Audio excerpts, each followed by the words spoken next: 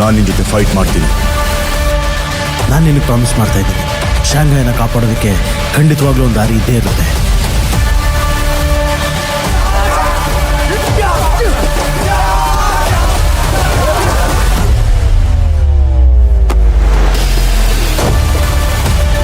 ಬೇಗ